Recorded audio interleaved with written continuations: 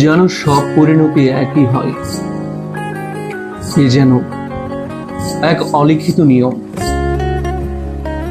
যার তোয়াক্কা না করে আমরা অপেক্ষা করে যাই অমোঘ নিয়তির মতো, স্রোতের ওঠানামার মতো। অমাবস্যা অবশ্যম্ভাবী জেনেও তবু কেন অপেক্ষা বাকি থাকে?